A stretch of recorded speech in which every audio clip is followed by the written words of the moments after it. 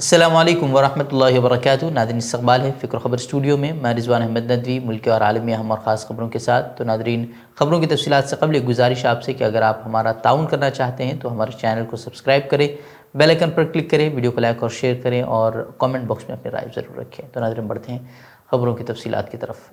Corona وبا کے باعث 2 سالہ پابندیوں کے بعد 10 لاکھ عازمین فرید حج کی ادائیگی کے لیے آج مینا کی جانب روانہ ہوں گے۔ دنیا کے مختلف ممالک سے آنے والے عازمین حج آج 7 اور کل 8 ذوالحجہ کے درمیانی شب مکہ مکرمہ سے مینا کے لیے روانہ ہوں گے، جہاں 2 سال کے طویل انتظار کے بعد عازمین حج کے قیام کے لیے دنیا کی سب سے بڑی خیمہ بستی جدید سہولیات کے ساتھ آباد ہو چکی ہے۔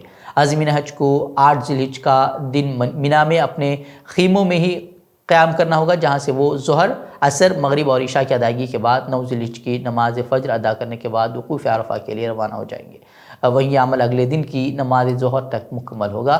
واضح ہے کہ رواں برس کورونا وبا کے بعد پہلی بار 10 لاکھ عازمین حج کی سعادت حاصل کر رہے ہیں، جن میں 8.5 لاکھ غیر ملکی شامل ہیں۔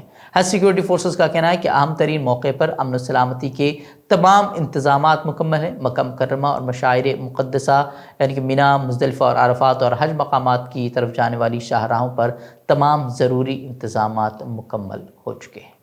ہم جانتے ہی ہیں کہ ملک میں کس طرح کے حالات ہیں اور کس طرح کی چیزیں کس طرح کا امتیازی سلوک مسلمانوں کے ساتھ کیا جا رہا ہے۔ ایک طرح سے مسلمانوں کو دوسرے درجے کا شہری بنانے کی کوششیں لگاتار ہو رہی ہیں، اور ایک طرح سے اگر دیکھا جائے تو اس میں وہ کامیاب بھی ہوتے نظر آ رہے ہیں۔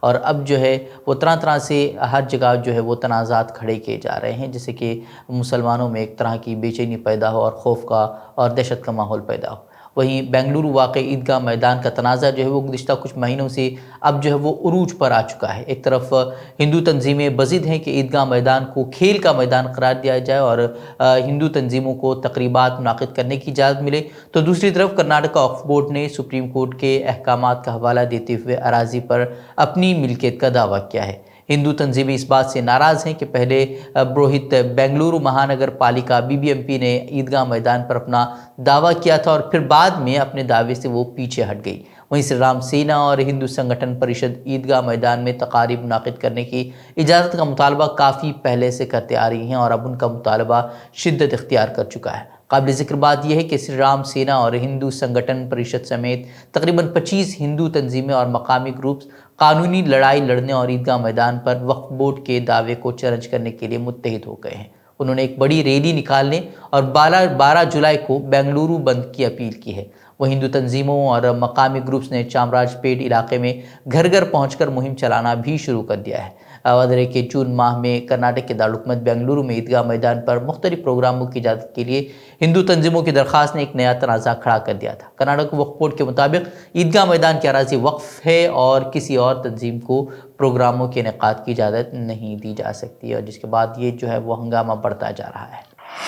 ویسے ایک طرف تو ہندو مسلمان کا کھیل جاری ہے، ملک میں نفرتیں بڑھ رہی ہیں، تو دوسری طرف مہنگائی میں بھی اضافہ ہوتا جا رہا ہے۔ عوام کو ایک اور بڑا جھٹکا لگا ہے۔ LPG سلنڈر کے داموں میں آج 50 روپے فی سلنڈر کا اضافہ کیا گیا ہے۔ بڑھتی ہوئی قیمتوں کا اطلاق وہ آج سے ہو رہا ہے۔ اس اضافے کے بعد گھریلو LPG سلنڈر کی قیمت وہ 1053 روپے فی سلنڈر کے حساب سے دستیاب ہوگی۔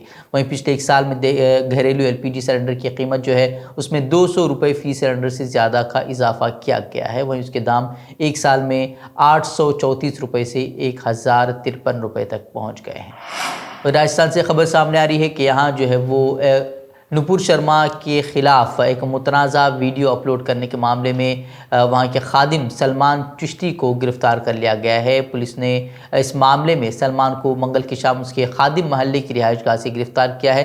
ابتدائی تفتیش میں اس نے پولیس کو نشے میں ویڈیو بنانے کی بات کہی ہے۔ وہیں ایڈیشنل سپرنٹینڈنٹ آف پولیس کا کہنا ہے کہ انہوں نے ویڈیو جاری کرنے کے بعد انڈر گراؤنڈ ہوئے اس خادم کو گرفتار کیا ہے۔ قابل ذکر ہے کہ سلمان اس نے ویڈیو اپلوڈ کرتے ہوئے BJP کی سابق ترجمان نپور شرما کا گلا کاٹنے والے شخص کو اپنا گھر تحفے میں دینے کا اعلان کیا تھا۔ وہیں اس ویڈیو کے بعد مسلم اور غیر مسلم معاشرے میں شدید ردعمل سامنے آیا۔ اس کے بعد خادموں کی تنظیم انجمن کمیٹی اور درگاہ کمیٹی کو امن اور ہم آہنگی برقرار رکھنے کا پیغام بھی جاری کرنا پڑا تھا۔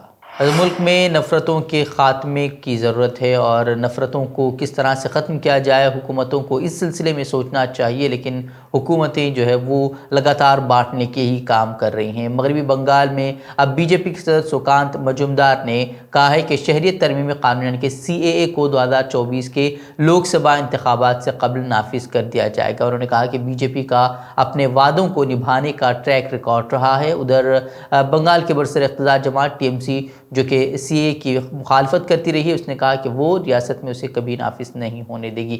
وہیں TMC نے کہا کہ بی جے پی لیڈران کی طرف سے اس طرح کے بیانات کا مقصد جو ہے مرکز کی معیشت کے بندوبست میں ناکامی سے توجہ دراصل ہٹانا ہے۔ مجومدار کا یہ تبصرہ بی جے پی کے رکن اسمبلی اسیم سرکار کے اس بیان کے کچھ دن بعد سامنے آیا ہے، جس میں انہوں نے کہا تھا کہ CAA کو لاگو کرنے میں تاخیر سے مہاجرین میں پارٹی کی حمایت کو نقصان پہنچے گا، کیونکہ ان میں خدشات پیدا ہو رہے ہیں۔ وہیں ہم نے دیکھا تھا کہ کئی ساری ویڈیوز، کئی ساری تصاویر جو ہے وہ سامنے آئی تھی کہ کس طرح سے جو جموں کشمیر سے دہشت گرد گرفتار کیا گیا تھا اس کے بی جے پی کے ساتھ تعلقات کی تصاویر سامنے آئی تھی، اور اس کے بعد جو ادے پور میں جس طرح کا قتل کا معاملہ پیش آیا اس میں بھی جو قاتل تھا اس کی جو تصاویر تھی وہ بی جے پی رہنماؤں کے ساتھ سامنے آئی تھی۔ اس کے بعد جو ہے وہ اب راجستھان کانگریس چیف گووند سنگھ ڈوٹاسرا نے مختلف میڈیا رپورٹس کا حوالہ دیتے ہوئے NIA کے ڈائریکٹر جنرل کو خط لکھ کر دہشت گردوں کے ساتھ بی جے پی کے مبینہ رشتوں کی جانچ کا مطالبہ کیا ہے۔ انہوں نے خط میں لکھا ہے کہ میڈیا کی خبروں کے مطابق محمد ریاض اٹاری ادے پور قتل واقعے کے اہم ملزمین میں سے ایک ہے، اور وہ ایک بی جے پی رکن ہے جو کہ پارٹی کے مختلف پروگراموں میں شامل بھی تھا۔ انہوں نے کئی پارٹی تقاریب میں حصہ لیا ہے اور بی جے پی کارکنان ان لیڈروں کا استقبال کرتے نظر آئے ہیں۔ وہیں بی جے پی لیڈروں کے ساتھ اس واقعے کو انجام دینے والوں کی تصویریں وائرل ہو رہی ہیں۔ وہیں میڈیا کی خبروں میں یہ بھی کہا گیا ہے کہ وہ بی جے پی کے سرگرم کارکن تھے۔ وہیں ڈوٹاسرا نے خط میں سوال کیا ہے کہ میڈیا میں شائع تازہ خبر کے مطابق جموں میں پکڑا گیا ایک دہشت گرد B J P IT cell کا چیف تھا، تو دہشت گردوں کے ساتھ ان کی کیا ملی بھگت ہے؟ انہوں نے یہ سوال کیا ہے وہ اس معاملے کی جانچ ایجنسی سے کرائی جائے، انہوں نے اس کا مطالبہ کیا ہے۔ وہیں ڈوٹاسرا نے حیدرآباد کی میٹنگ سے لوٹنے کے بعد بی جے پی لیڈروں کے ادے پور جانے پر بھی تبصرہ کیا۔ انہوں نے کہا کہ بی جے پی کو عوام سے کوئی مطلب نہیں ہے، ان کے درمیان اندھی دوڑ چل رہی ہے جس میں انہیں صرف وزیر اعلیٰ عہدے کا امیدوار بننا ہے۔ وہیں ابال آباد ہائی کورٹ نے ہندوستانی پارلیمنٹ اور الیکشن کمیشن سے کہا ہے کہ مجرموں کو سیاست سے ہٹانے کے لیے مؤثر اقدامات اٹھائے جائیں اور سیاستدانوں اور افسر شاہوں کے ناپاک گٹھ جوڑ کو توڑا جائے۔ ہائی کورٹ کے لکھنؤ بینچ نے BSP کے رکن پارلیمنٹ اتل رائے کی درخواست سے ضمانت خارج کرتے ہوئے یہ تبصرہ کیا ہے۔ عدالت عالیہ نے کہا کہ یہ پارلیمنٹ کی ذمہ داری ہے کہ وہ جمہوریت کی بقا کے لیے مجرموں کو سیاست یا مقننہ میں داخل ہونے سے روکنے کے لیے مجموعی قوت ارادی کا مظاہرہ کریں اور یہ یقینی بنائیں کہ ملک میں جمہوری اقدار اور قانون کی حکمرانی قائم رہے۔ وہیں آسام کے وزیر اعلیٰ ہمنت بسوا سرما کی صدارت میں آسام کابینہ کی میٹنگ ہوئی ہے، جس میں 5 مسلم برادری کو آسامی مسلم کے طور پر تسلیم کرنے کا فیصلہ کیا گیا ہے۔ کابینہ نے جن مسلم برادری کو آسامی مسلم کے طور پر تسلیم کرنے کا فیصلہ کیا ہے ان میں سید، گوریا، موریا، دیشی اور جولا برادری ہیں، جنہیں آسامی مسلم کے طور پر تسلیم کرنے کا فیصلہ کیا گیا ہے۔ ویسے یہ فیصلہ بی جے پی حکمران ریاست نے کیا ہے، تو اس میں اس کی کیا نیت ہے، کیا منشا ہے، یہ تو آگے جا کر پتہ چلے گا۔ وہیں اب فی الحال اس طرح کا فیصلہ لیا گیا ہے جس سے اس فیصلے نے بھی مسلمانوں میں خوف کا ماحول پیدا کر دیا ہے، اور سوال کھڑے ہو رہے ہیں کہ آخر اس کے پیچھے کیا مقاصد بی جے پی کے ہیں۔